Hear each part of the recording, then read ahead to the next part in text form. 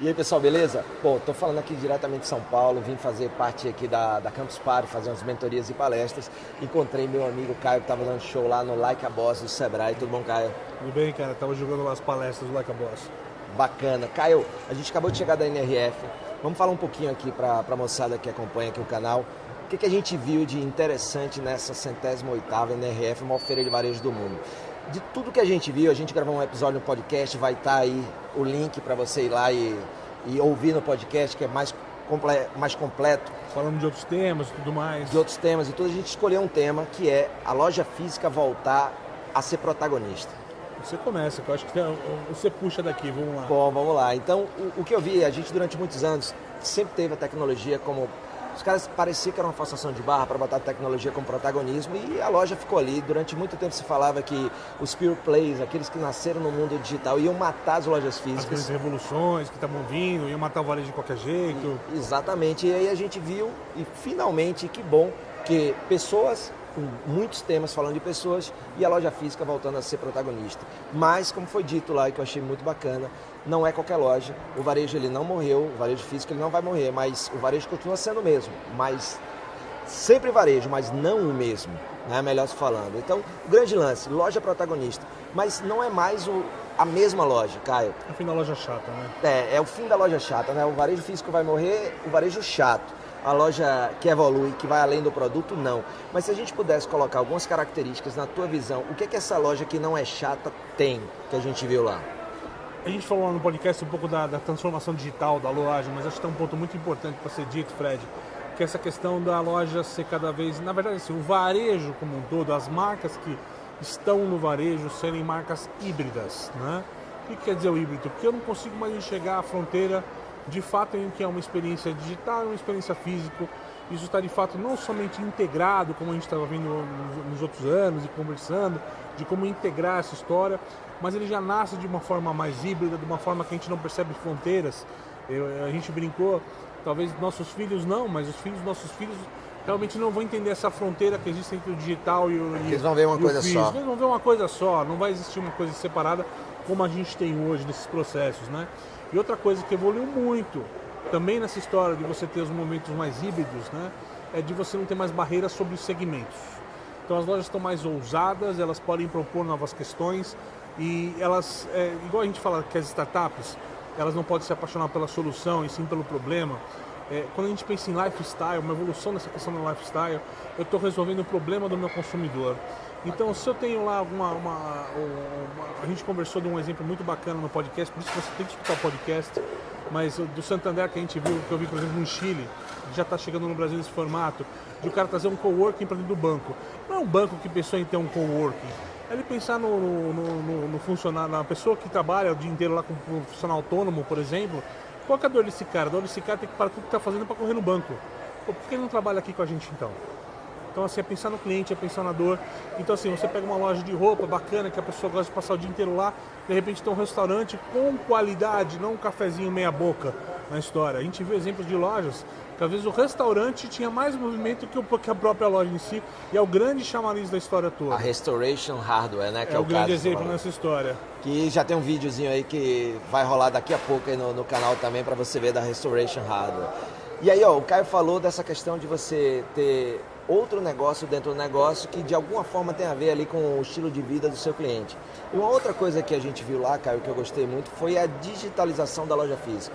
Né? Então a gente viu aí tanto na Amazon Books, viu também na Amazon 4 Estrelas, né? Você utilizar elementos do mundo online. A gente estava falando no podcast, você vê, por exemplo, em lojas que dão a equipe dá a dica dos produtos. Você vai comprar um livro, o funcionário escreveu, olha, lê esse livro porque é bacana, nunca vi um livro tão legal na minha vida, etc, etc.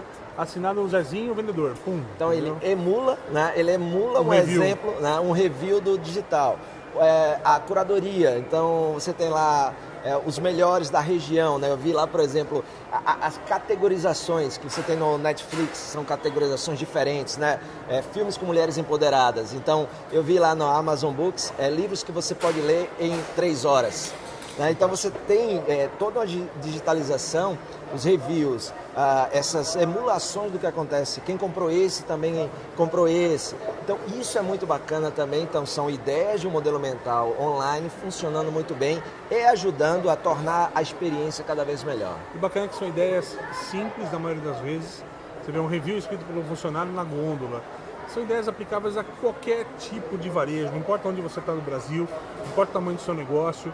É uma questão de mudar de fato o jeito velho e bom de ser do varejo, de abrir a lojinha, tocar a lojinha, fechar a lojinha e ver quanto ela deu.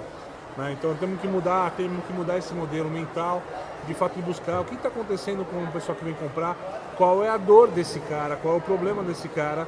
Talvez você for vincular o livro das 3 horas, a gente não sabe essa resposta, mas talvez eles perceberam que as pessoas que iam comprar livros queriam uma leitura muito rápida, só para conta da leitura do metrô.